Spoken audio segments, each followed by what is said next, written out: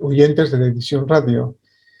Como es habitual, los domingos a las 6:30 con ustedes. Y hoy tenemos a un personaje que es, a mi entender, una persona referencial en las cosas que pasan por la zona norte, allí donde ETA hacía lo que le daba la gana y tenía esta tierra dominada y controlada. Hola, buenas tardes de nuevo. Pero no solamente ETA, sino los que organizaban un poquito la visión de esta hegemonía absorbente y totalitaria que hace 40 años padecemos los constitucionalistas o las gentes que nos consideramos pues de ideas abiertas y buscamos la verdad de las cosas al margen de los poderes fácticos que organizan nuestras vidas. Claro, estoy hablando no solamente de lo que pasó aquí con la banda terrorista ETA, sino los que se beneficiaron de esa acción tan criminal que se llevó por delante a tanta gente y que su fin era lo que nos decía Arzayus, organizar la vida de los demás para controlarlas y dominarlas. La vida de las gentes vascas para hacer una especie de régimen, yo diría un régimen que absorbe toda la vida y todas las cosas y que domina la economía, domina la sociedad, la cultura. Y por cierto, la cultura en el País Vasco es plural, es diversa, afortunadamente, como las mismas gentes que estamos en ella, en estas tierras. Bueno, nuestro amable contertulio se llama Carlos Olazábal. Es economista, bueno, tiene un currículum enorme, auditor, en fin, tiene mucho peso profesional desde el punto de vista de economista. Además fue profesor en la Facultad de Sarrico, que está en Bilbao, presidente del Registro de Economistas, asesores fiscales del Colegio Vasco de Economistas, miembro y vicepresidente de la Junta de Gobierno del Colegio Vasco de Economistas, secretario general del Congreso de Economía y Economistas de España, vocal del Consejo Directivo del Registro de Economistas, asesores fiscales del Consejo General del Colegio de España, de los Colegios de España. Sí, aparte tuvo también su actividad política, que no vamos a entrar en estos elementos concretos porque si no nos eternizaríamos. Pero a lo que vamos. Este intelectual vasco ha escrito libros importantísimos. Yo he leído 3 de ellos y me parecen libros que más de ensayo, más de lectura, de entretenimiento, son de consulta. O sea, a mí por lo menos me sirven como consulta. Yo sé como lo que es el PNV por experiencia vital, pero una cosa es la experiencia vital y otra cosa es la documentación sobre hechos y realidades concretas a la luz de la historiografía, de la visita de archivos, de un trabajo inmenso, porque estos libros han tenido que tener un trabajo inmenso. El último que he leído es el de 4 de enero, que relata los asesinatos de las prisiones, tanto en los buques, prisión, como en el Carmelo, bueno, no me salen ahora los nombres. Es que hubo bastantes prisiones en aquel 30 al 36, bueno, fundamentalmente en el 36, donde se asesinaron a mucha gente, a muchas personas.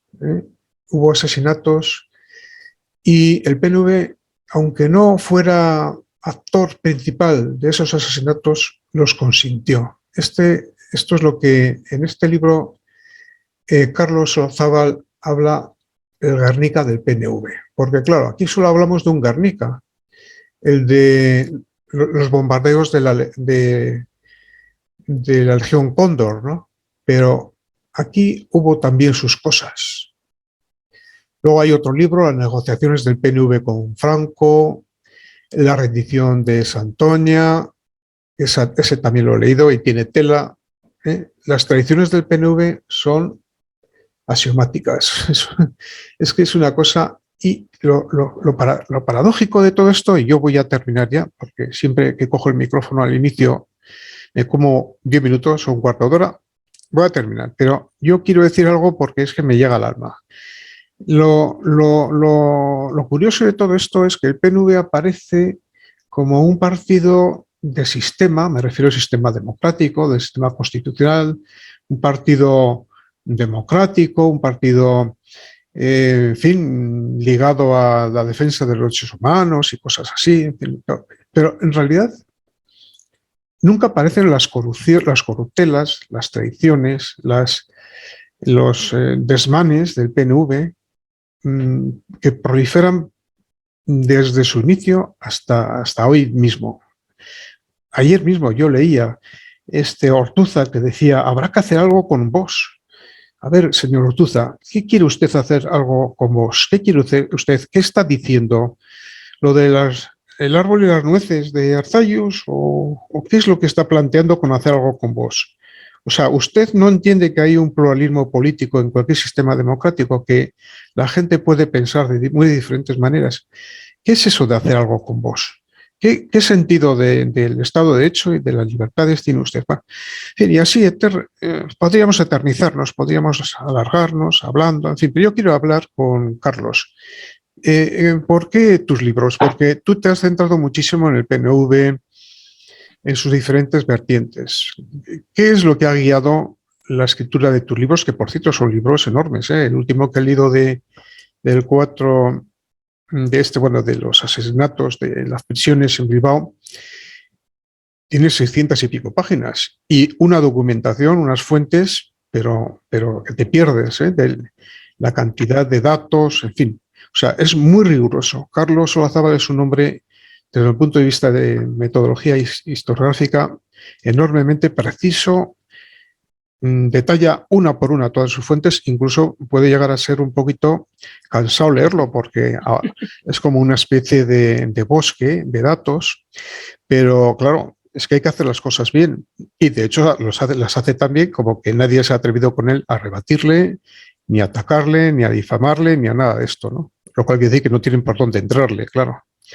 Carlos, buenos días primero, o tardes en este caso, porque se emite por las tardes esto. Y encantado de estar con vosotros. Pues muy bien. Pues ¿Cuál es la línea? el La origen línea de esto, ¿no? Sí. Bueno, te voy a explicar. Pues carambolas de la vida, ¿no? Hubo, hubo un autor que les pidió ayuda de documentación en su momento. Yo le ayudé con las documentaciones para editar una serie de libros sobre la historia del País Vasco cuando estaba en toda la violencia terrorista. Y esta persona se separó, que era José Díaz Herrera, se separó de su mujer y desmantelando su casa, yo estuve en ella en esos tiempos y de repente cogí unas carpetas que tenía allí de documentación. Eran fotocopias de la documentación del Ministerio de Asuntos Exteriores italiano sobre la guerra de España en el País Vasco. Y empecé a leer los documentos, los telegramas, y de repente fue como San Pablo camino de Damasco, ¿no? Mi concepción de la guerra civil en el País Vasco cambió absolutamente. Porque aquellos documentos recogían todas las negociaciones desde el principio de los nacionales, pues desde diciembre del 36 a mayo, junio del 37. Y era toda la trastienda de la guerra civil en el País Vasco. Y era absolutamente sorprendente la documentación de cómo estaban negociando en diciembre del 36, en diciembre del 36, con la colaboración del Vaticano y con la colaboración de Mussolini. Y bueno, para mí fue tan sorprendente que, por circunstancias de la vida, tuve tiempo y me puse a investigar. Hice un inmenso trabajo de recopilación de fuentes. A ver, yo soy auditor y soy economista. Yo actúo siempre con un sano escepticismo.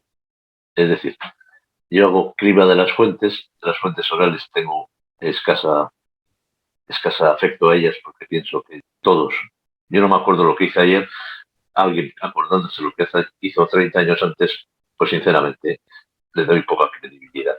En cambio, por viajerismo profesional, las fuentes documentales que se hayan conservado, a ser posible sin contaminar, yo las doy mucho valor. Viajé a Italia, viajé al Vaticano y tuve la inmensa suerte de, en el archivo del Estado Mayor italiano, encontrar una carpeta con todo el polvo del mundo que se abrió por 50 años después, o 60 años después. Y allí estaba toda la documentación, día a día, telegrama a telegrama, nota del Servicio de Información Militar italiano, de todas las reuniones que habían mantenido con el PNV para la rendición de Santoña. Bueno, con esas documentaciones, con la documentación del Vaticano, que también la hay, con la información de Monseñor Gomá, que refleja las negociaciones, con la documentación que corroboraba las fuentes italianas, que era la de Alberto Neindía, que era el negociador del PNV, que sacó un librito prohibido. Bueno, sacó un libro que desapareció de las librerías vascas exactamente en 3 días. Si usted va a buscar el libro de Alberto Neindía, que era el negociador del PNV, no lo encontrará jamás en ningún lado. Bueno, con todo eso, y mi forma de ser, digamos, pues contable, por así decirlo, he ido confeccionando todos estos libros, que no son libros de opinión. Yo sí quiero dejar claro las cuestiones. Vamos a ver. Estos no son libros de alcance y de lucha y de guerra. Estos son libros en el que yo no parto con la idea preconcebida de nada.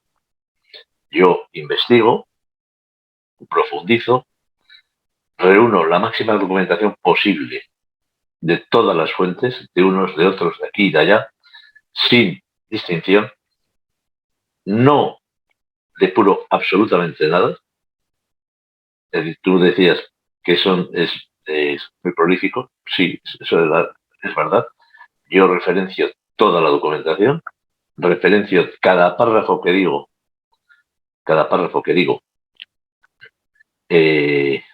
lo documento, no invento nada.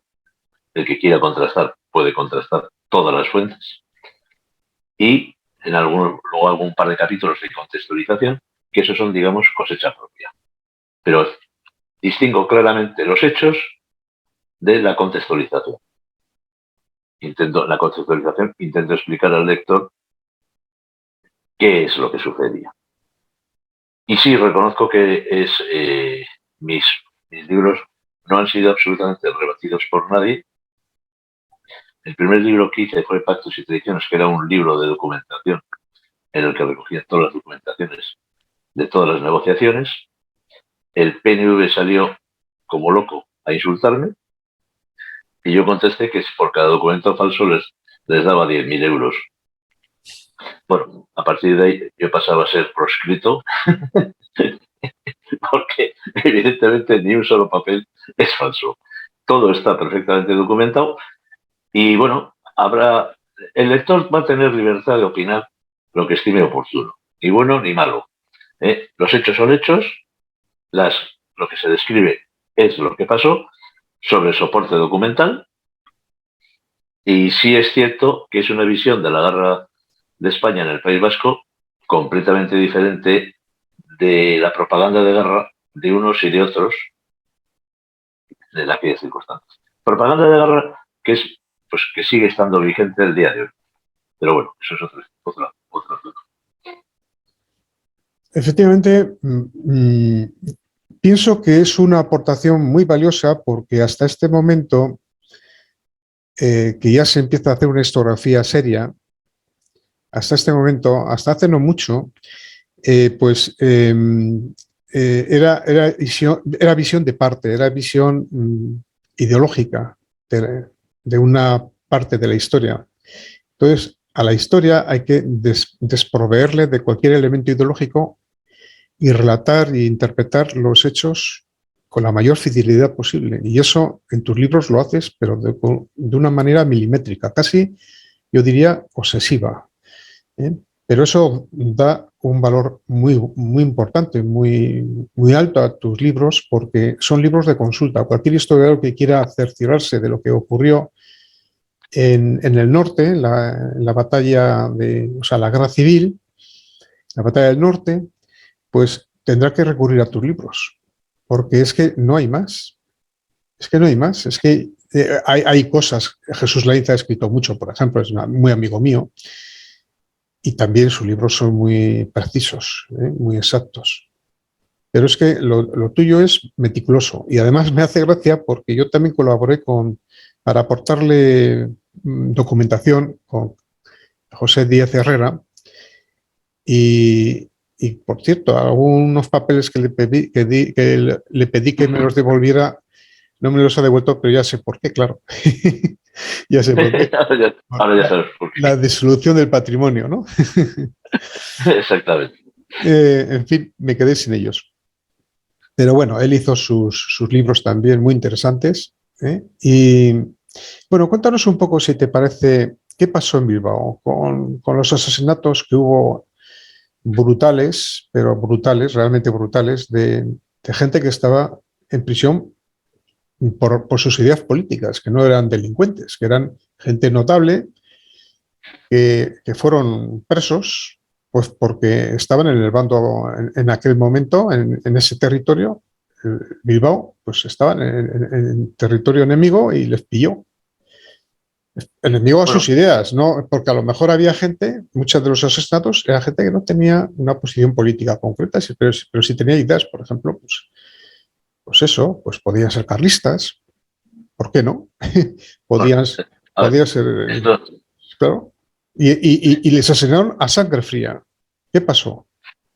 bueno, una guerra civil es un auténtico desastre en todos los aspectos. Cuando ves a esta gente que tan animada intenta destruir la convivencia y la reconciliación entre los españoles, pues yo siempre leo todos los papeles que he consultado en esta vida y veo la inmensa desgracia que fue aquello. Tiempo dominado por el odio, el rencor, etcétera, etcétera. En la que toda la sociedad, unos, otros, sufrieron inmensamente. Y bueno, cuando oyes a tanto imbécil y tanto hiperventilado, que diría alguno, eh, sembrando odios, sembrando rencores entre la sociedad, pues a mí me da una inmensa pena, la verdad. Creo que tendríamos que aprender del esfuerzo que hicieron nuestros padres, hijos de aquellos, o que vivieron aquello, y no ser tan imbéciles como estamos demostrando en la sociedad.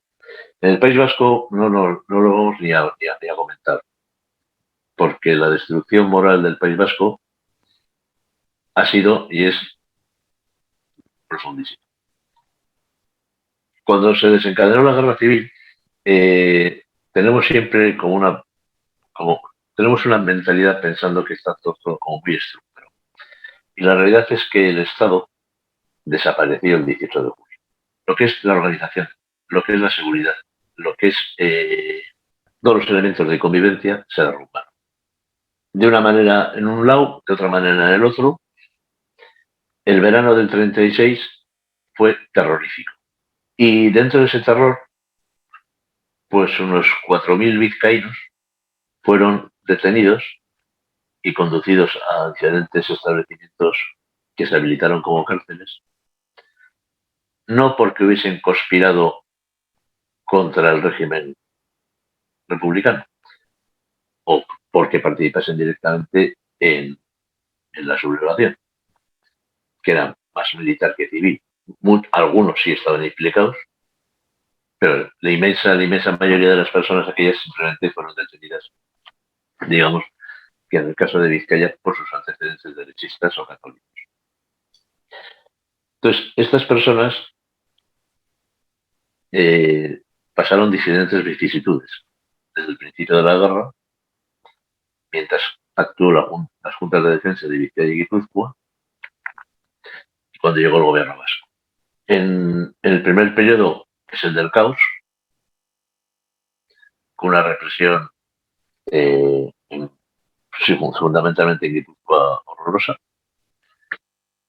y en Vizcaya más atenuada. La Junta de Defensa de Vizcaya detiene y encarcela en los famosos barcos prisión, en las que se producen una serie de asesinatos, y ya, digamos, en el periodo del gobierno vasco, cuando se constituye el gobierno vasco intenta llevar una política diferente. ¿Por qué? Porque la insalubridad de los barcos era total, porque estaba avanzando el invierno y aquello era un auténtico tortura, porque ya hubo un barco, perdió el anclaje y quedó a la deriva, pudiendo haber acabado con una auténtica desgracia, y entonces, en una serie en la cárcel de Larnega, en el convento del Carmelo, y en dos edificios que eran los Ángeles Custodios, que actualmente existe, y en la Casa Galera, que actualmente existe, pues procedieron a concentrar unas 4.000 personas. Yo cuento cómo se ha contado la historia al principio, y el libro lo que analiza es cómo se ha contado la historia y qué es lo que realmente sucedió. Lo que se ha contado la historia es que hubo un bombardeo que produjo víctimas, que la muchedumbre fue sobre las cárceles, que Telesforo Monzón desde la Bilbaína intentó parar la manifestación, pero no le hicieron caso, después de un linchamiento a un piloto alemán, y que la chusma asaltó las cárceles y mataron a las personas. Yo he hecho un cálculo de 239 personas con nombres y apellidos en función de todas las fuentes. Que en esa matanza participa el 7º Batallón de la UGT, que es de la responsabilidad, y que el gobierno vasco actuó tarde, actuó mal, pero actuó con fuerza, detuvo a los autores, los juzgó y no llegó a tomar medidas porque el frente se agrupó y entraron los nacionales, que se diría. Pero que el gobierno vasco, ante la prensa internacional, hizo una demostración de la que es la memoria que queda en este momento, de que el gobierno vasco protegió posteriormente a los presos y en el momento final los salvó entregándolos a los nacionales. ¿De acuerdo? Yo reconstruyo la historia completamente en función de las fuentes.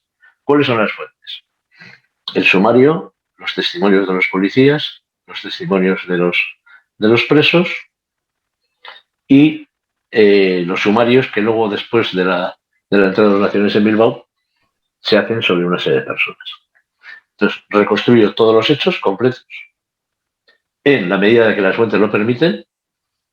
No lo cubro yo, ya sabes que no lo cubro nada. Mi estilo no es lucubrar. Yo pongo lo que dicen las fuentes, que sean coherentes, lógicamente, y analizo y voy revisando todas estas afirmaciones que tiene la historia. Y luego lo que hago es revisar, averiguar qué pasó después. Es decir, cuando entran los nacionales, ellos van a reconstruir, van a usar esa documentación, esas informaciones, por eso existen, las que ellos pueden rescatar de la destrucción, y realizar una serie de juicios a los que ellos piensan que son los responsables. Y eso tiene unas consecuencias para una serie de personas. Consecuencias que algunos se quedarán sorprendidos. Entonces, de lo que digamos, es de lo que es el mito y la leyenda, o la parte de la propaganda de guerra del momento, yo analizo todo punto por punto. Hay un punto que también es principal, que es, digamos, el debate el perdón que pide José Antonio Aguirre en el Congreso Mundial Vasco,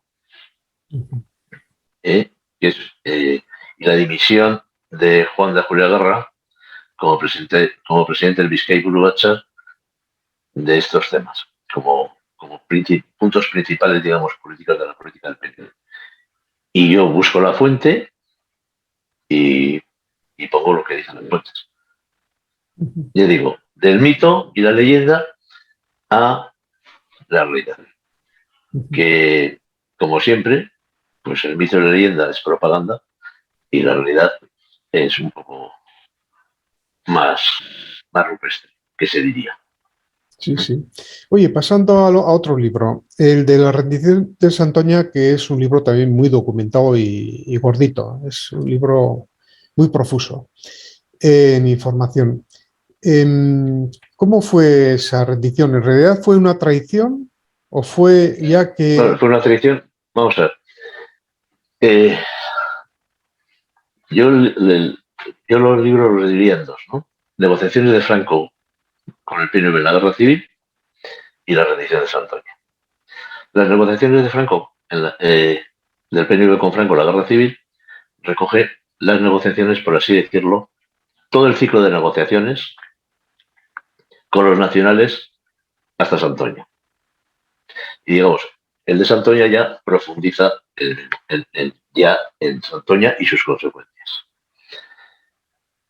El primero, el de negociaciones de Franco, del PNV con Franco en la Guerra Civil, pues parte de hechos tan sorprendentes como que Telesforo Monzón en Vera, San Sebastián, con Fausto Gaizarro, líder del Partido Carlista, de la Comunidad Tradicionalista, llegan al pacto de que el PNV se iba a apuntar, el PNV de Guipúzcoa se iba a apuntar al levantamiento carlista el 18 de julio. ¿Vale? Sí, sí, vale. Tanto vale que como que en Álava yo tengo un documento en el que se suman al levantamiento. Ese es el apoyo del Álava Buru Batzar, pero digamos Sí, ya en situaciones un poco forzadas. sí. Pero de lo que yo estoy hablando es que el PNV, a través del Telesforo Monzón, se había comprometido en Guipúzcoa a apuntarse a la sublevación de los carlistas. Eso es otro tema, claro, otra versión. Sí, Es sí. el tema bárbaro. Sí, sí, sí. Cuento cómo marcha Iturzaeta, que es un diputado del PNV, a negociar a Génova con los sublevados, bajo la supervisión del Vaticano, durante el mes de octubre, noviembre. Cuento cómo el hermano de Leizaola y Alberto Neindía navegan en una embarcación hasta el Bachoqui de Lequeitio, donde se reúnen con Juan de Jureguerra para ofrecerles el pacto que les está ofreciendo Mola, y cómo Jureguerra dice que a mala hora llega el pacto. Bueno, en el mes de diciembre del 36, por no entrar en muchos más detalles, Franco recibe, con la caída la derrota de Legutiano, de Villarreal de Alaba, Sí, sí, sí. recibe la primera oferta de negociación del PNV directamente. Y se recoge en un telegrama de Mola a Franco. A partir de ese momento, los jesuitas empiezan a moverse. El Vaticano se empieza a mover. Mussolini le dice a Franco que una autonomía no estaría mal si con eso se consigue el que el PNV se pase. Y ahí empiezan una serie de negociaciones que, a través de diferentes negociadores, pero fundamentalmente a través del PNV, por una persona que es Alberto India, que es un sacerdote diocesano, y del padre Pereda, que es un jesuita que escoge Franco y que luego va a llegar a ser rector de la Universidad de Deusto, desarrollan durante 3-4 meses una serie de reuniones para ver cómo el PNV se puede pasar al bando nacional. Esto concluye en el mes de abril con una reunión de un representante del PNV que se supone que es Jesús María Lizaola, que después fue el endacari del gobierno vasco, que se reúne con Franco. Y en esa reunión, Franco le propone una serie de puntos de cómo tiene que ser la rendición.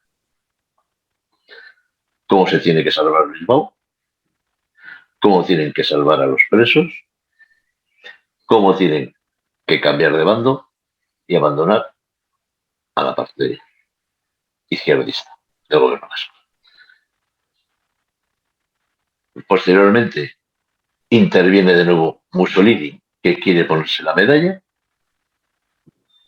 Interviene el Vaticano mandando un telegrama, el Papa a José Antonio Aguirre, ofreciendo las condiciones. Interviene el general Dávila en nombre de Franco, firmando un documento que es el único documento existente, o por lo menos que se encuentra. Bueno, que se encuentra, no, perdón.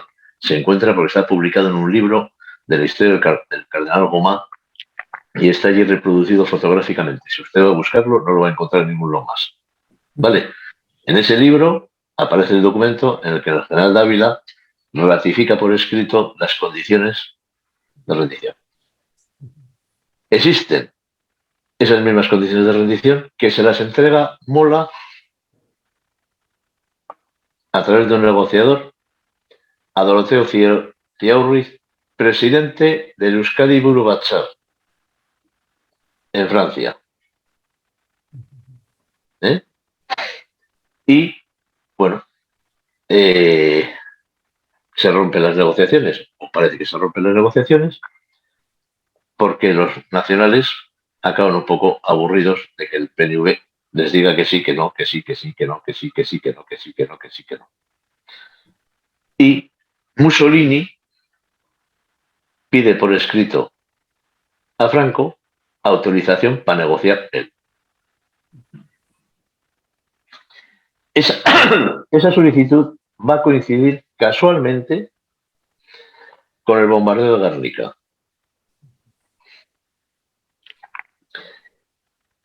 Y yo pienso que eso no es casual. Luego, si quieres, lo desarrollo más profundamente, porque es que si no nos perdemos en la exposición. Y a partir de ahí, digamos, a través del cónsul de Italia en España, Cavalletti, va a desarrollar una serie de reuniones con Alberto India en Francia, en el que le van a ofrecer venir a Bilbao y que su ministro de Asuntos Exteriores le va a decir que no. Esas negociaciones se van a extender hasta el último día que entran los nacionales en Bilbao, en el que el PNV se quiere rendir a los italianos en vez de a los nacionales. Y Doria dice que ni se les ocurra a los italianos aceptar ese regalo envenenado. Esa misma noche, 2 días después, una embarcación sale de Castro, Urdiales, y se dirige al Palacio Begoña, propiedad de Horacio Echevarrieta, en la curva de Leaga, donde está la sede del Estado Mayor italiano, del Cuerpo de Truppe Volontari, con Doria y Manzini allí. Otro coche traspasa la frontera, que es el coche del cónsul italiano, en el que va el cónsul italiano con Alberto India, negociador del PNV. Ese coche se dirige a Bilbao, a Las Arenas, perdón, a la casa de Horacio Echevarrieta, Y en aquella casa, 2 días después de la caída de Bilbao, se negocia que se van a rendir 2 meses después, que se van a rendir ya las tropas del PNV a los italianos. Mi libro, de la rendición de Santoña, cuenta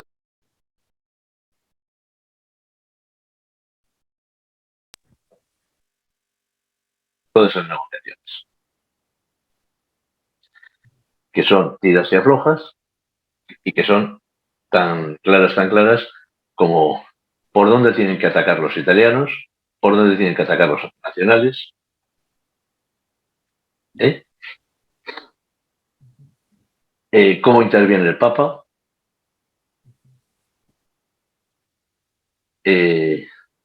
cómo vuelan, Alberto Nidia vuela a reunirse con Mussolini en Roma,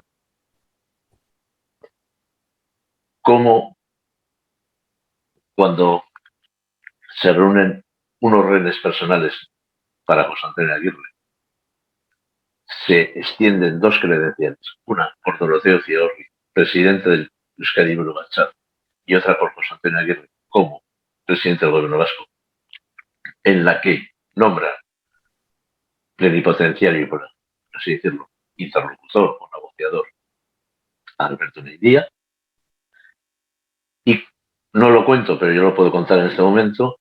Cuando abro la carpeta en el Estado Mayor italiano, tengo las credenciales. Tengo allí la tarjeta personal de Alberto Neidía. Y a partir de ahí empiezan unas negociaciones, dimes, diretes, etcétera, etcétera, que acaba en la rendición. Nombro quiénes son los negociadores, nombro dónde se reúnen, cuento lo que va, lo que viene, qué opinan los italianos, qué dejan de opinar los italianos, cómo acaban los italianos hasta las narices del PNV, cómo Franco le dice a Benito Mussolini en junio, cuando le pide autorización para firmar le dice Franco que le parece todo muy bien, pero que no van a cumplir. Cuento cómo se incumple el Pacto de Santoña por parte del PNV y cuento cómo se cumple el Pacto de Santoña por Franco. Muy interesante. Es apasionante, ¿eh? Es apasionante. Sí, no, es como una novela. Sí. Aparte que es una novela de espías, claro, es toda una novela de espías. Tú imagínate que al mismo tiempo la guerra continúa, los frentes se mueven, la gente muere, ¿no? Y en paralelo hay, desde el principio hay una negociación que ya te digo yo, demostrada documentalmente, con Franco desde diciembre del 36. Es que el mundo del PNV es un mundo de conspiración Perdón un segundo. Sí. Yo ahora te voy a dar otra noticia más. Sí. Siempre se ha supuesto que el PNV fue el que se rindió en Santoña y que sus socios no lo sabían. Bien. Por carambolas de la historia, gracias a unas personas de Izquierda Unida, yo entré en contacto con un profesor universitario ruso al que pedí si me podía acceder a los archivos de la KGB, o más exactamente de la GPU. Sí. Y esta persona accedió.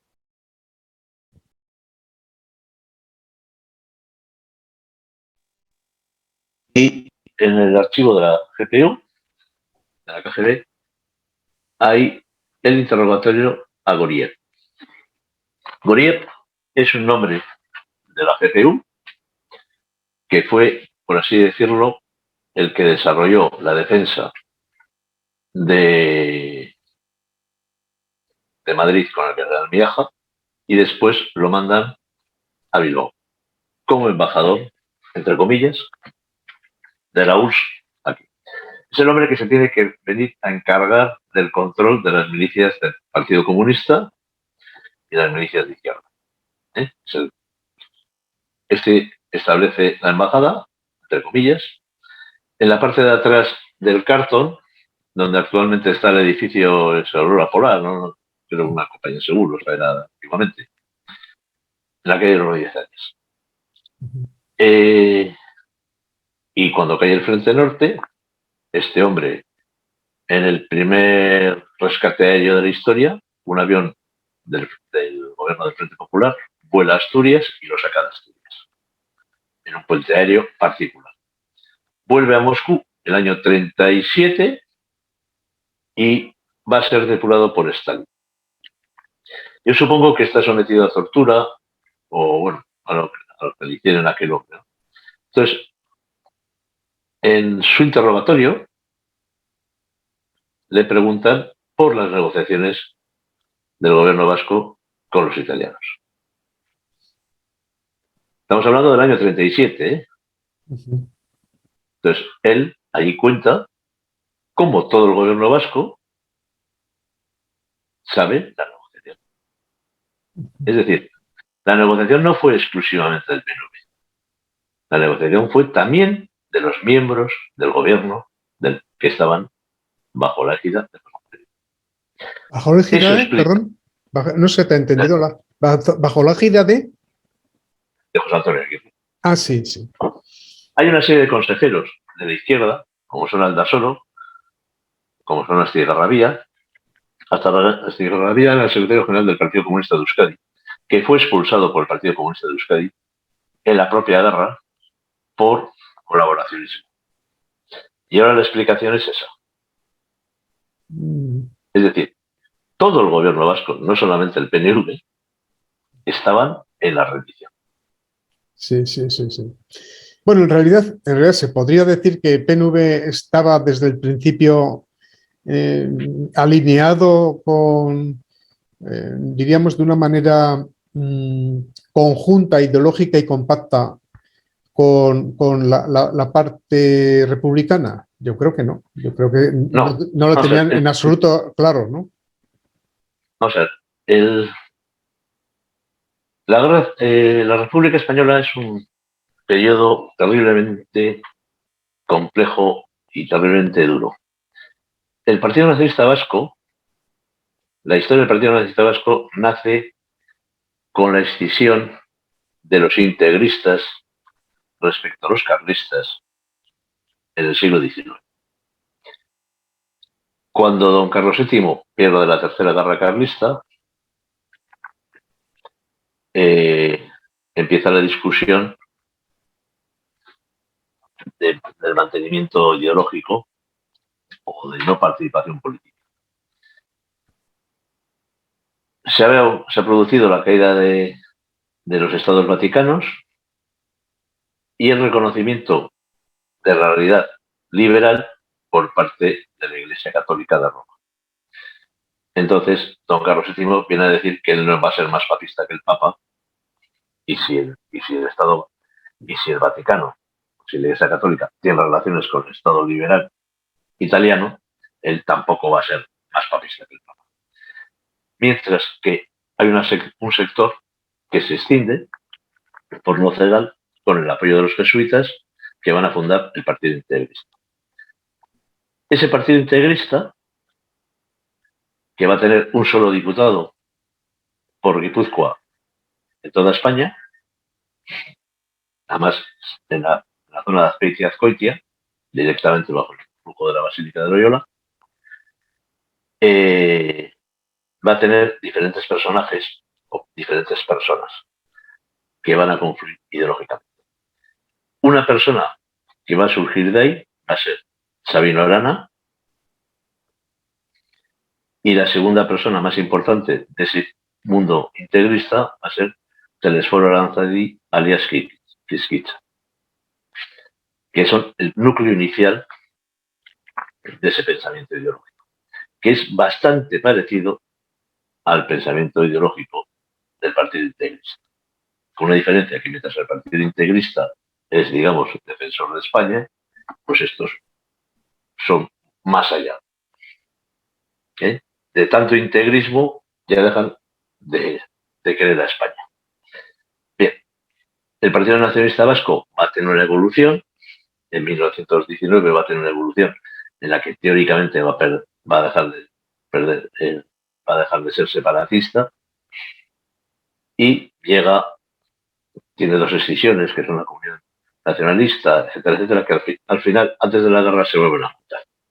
Bien, la primera reacción política a la República del Partido Nacionalista Vasco va a ser la candidatura católica forista con los carlistas, que es lo que llamamos nosotros la minoría grecorromana, que están desde José Antonio Aguirre a Marcelino Oreja. ¿De acuerdo? Ahí fracasan en el estatuto, en el proyecto de estatuto, que es cuando el D'Alessio Prieto habla del Gibraltar vaticanista, y el PNV ahí cambia de chaqueta. Se pasa, digamos, de las derechas católicas, empieza a evolucionar a ver cómo llega bien con las izquierdas pensando en su estatuto. Todo esto, este cambio de estrategia, en una sociedad convulsa, con un problema de religión gigantesco, porque la mitad de la guerra, la mitad de la crisis de la República es porque el ataque a los católicos es tan fuerte que no saben integrar a los católicos en el proyecto republicano. El PNV, que es un partido de Dios y las leyes viejas, partido de Yerkide, es Yengoiko Atalay de Sarra, Dios y las leyes viejas. Es un partido integrista católico que en sus estatutos, en su congreso del año 32, se pone bajo la tutela de la Iglesia Católica, en sus estatutos. Todas esas contradicciones van a ser explosivas. No, está muy claro, está muy claro. Que está muy claro. Perdón, y el objetivo... Me están machacando por teléfono. No, pero bueno, está muy claro y todos los objetivos del PNV se centran en uno solo, que es lograr la secesión, lograr la independencia. Entonces, todo lo que vaya en función de eso implica poderse aliarse con el diablo mismo, y en este caso el diablo era evidentemente la izquierda sociocomunista al servicio de los dictados de Stalin, ¿no?, que había en la República. La revolución de Largo Caballero, ¿no?, la del 34, no estaban de acuerdo con el planteamiento comunista, pero si se podían servir de ese planteamiento para lograr el estatuto y, por tanto, el camino hacia la independencia, pues bienvenidos fuera, ¿no? Y entonces, pero claro, eso tenía que salir mal. No había otra salida que un desastre, ¿no?, que es lo que les ocurrió. Es decir, en realidad era una estrategia muy poco inteligente. Podrían haber conseguido más con Franco. Teniendo en cuenta además que su base social era ultracatólica. Eso. Es decir, las masas nacionalistas estaban muchísimo más cercanas sociológicamente e ideológicamente a los sublevados que a la parte del Frente Popular. Es obvio, yo conozco nacionalistas, bueno, en mi familia mismo conozco nacionalistas de aquel tiempo que se sumaron a la sublevación de Franco y al bando nacional, por decirlo así, y lo hacían desde la perspectiva nacionalista, pero nacionalista desde un planteamiento casi sentimental por la tierra, ¿no? No eran, yo creo que fundamentalmente eran católicos, más que nacionalistas. Y se sumaron a las fuerzas requetés, etcétera. Yo conozco a gente. Y sin embargo, pues incluso en Guipúzcoa mismo, ¿no? Entonces, sin embargo, pues, y en Navarra, claro, por no hablar de Navarra, que en Navarra también había nacionalistas vascos.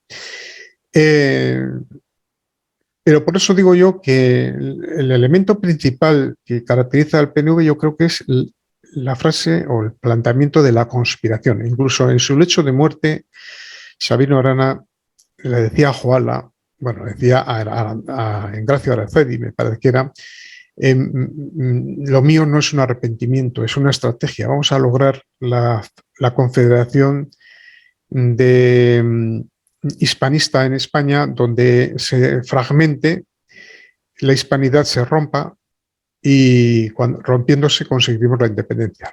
Es decir, vamos a extender la mancha o el estigma de la descomposición para así aprovecharnos y lograr la independencia. Esa parte del testamento de Sabino Arana se ha desfigurado como diciendo que había un arrepentimiento profundo y una recomposición de su planteamiento estratégico e intelectual, pero no fue así, fue ese planteamiento. Hay un documento que lo demuestra. No sé si tú coincidas con esta idea.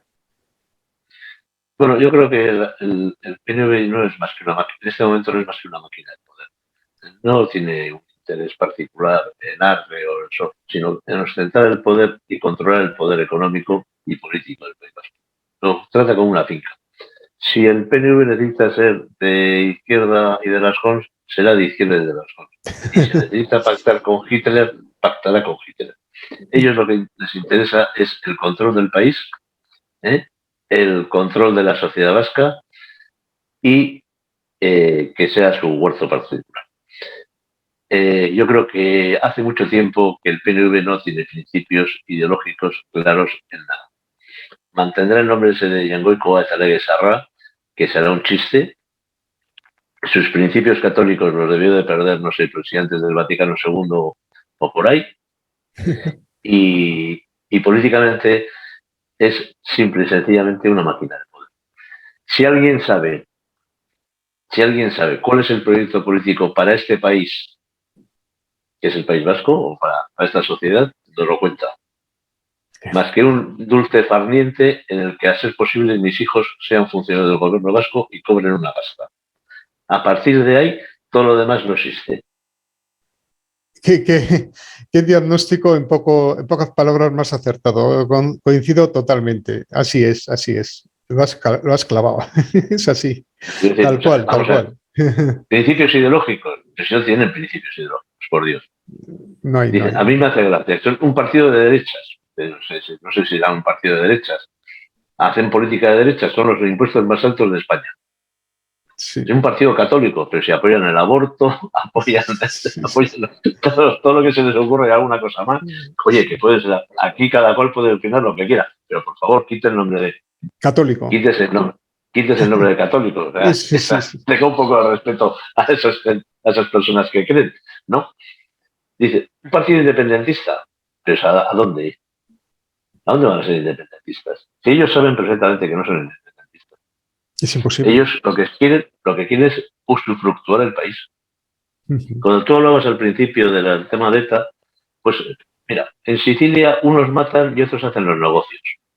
En Euskadi unos han matado y otros han hecho los negocios. Es lo mismo. Tanto es así que yo fui invitado a Nápoles por un grupo que se llama Foro Nápoles, y porque ellos se identificaban con lo que ocurría aquí y nos intercambiábamos información allí en tiempos del Foro Hermoa, nos intercambiábamos información y yo fui a Nápoles, ¿no? con Pablo Septién y alguno más. Bueno, entonces allí había balazos en alguna tienda, en algún escaparate, digo, ¿y eso? Pues aquí, pues claro, estos no son afines al poder, a los que gestionaban el poder, y entonces había que asustarles. Y esto otro, ¿por qué está el cristal roto? Pues porque no paga el impuesto revolucionario. Y yo digo, jo, pues esto es muy parecido, ¿eh? Era idéntico, calcado, era calcado. Cuando estuve en Nápoles, es que yo le decía a este hombre, y además estuve hablando allí en una charla, y digo, pues lo que he visto aquí, lo que palpo aquí, lo que noto aquí, ese miedo latente que está en el aire, ¿no? Flotando, es casi idéntico al que tenemos en el País Vasco. Y sí. Tú, Ernesto, sabes muy bien lo que ha sido el miedo físico, el miedo político y el miedo económico. Sí, eso es. Yo, ¿por qué soy el único que ha escrito estos libros? ¿Tú crees sinceramente que los 2.000 doctores de la Universidad del País Vasco que trabajan en historia no saben encontrar los archivos que encuentro yo? Ah, sí, pero es muy incómodo. Es muy incómodo. Entonces pierden. Yo me he dedicado a la actividad privada, a la actividad profesional, a la actividad política y luego he tenido hasta un ratico para hacer estos libros. Tú me dices que el Departamento de Historia Contemporánea de la Universidad del País Vasco no tiene capacidad a Por dedicación supuesto, plena de encontrar los archivos que yo encontré. por supuesto, por supuesto, por supuesto. No, no, esto es los departamentos de historia, igual que los de educación, como los de sociología, derecho o historia, por supuesto, en este caso, están mediatizados por los intereses, eso es evidente. No hay una honestidad. Hay gente honesta, pero son contados. No hay una honestidad de decir, bueno, yo soy un profesional de esto y tengo que hacerlo bien. Y luego hay mucho miedo. Y hay mucho miedo, sí. Hay mucho miedo a no progresar, a destacar. Sí, no, la pérdida del dinero para proyectos de investigación, para, pues eso, al final te ves, claro, lógicamente te cortan el flujo económico, no puedes investigar, no puedes hacer nada y al final pues te quedas relegado. Sin embargo, al que se adapta al sistema, pues tiene los fondos, puede investigar, puede hacer proyectos, líneas de investigación, etcétera. Es así, es la triste realidad. Pero se nos acaba el tiempo. En fin. Ha sido un placer y yo creo que es muy aleccionador y muy clarificador respecto a lo que ha sido nuestra historia, porque al fin y al cabo la memoria histórica no es la de Sánchez, eso es una versión de la historia muy falsificada, por cierto. Esta es la historia real, la de verdad. Muchas gracias por tu trabajo, por tu compromiso y por estar hoy aquí con nosotros. Espero haber sido útil. Muchas gracias a vosotros.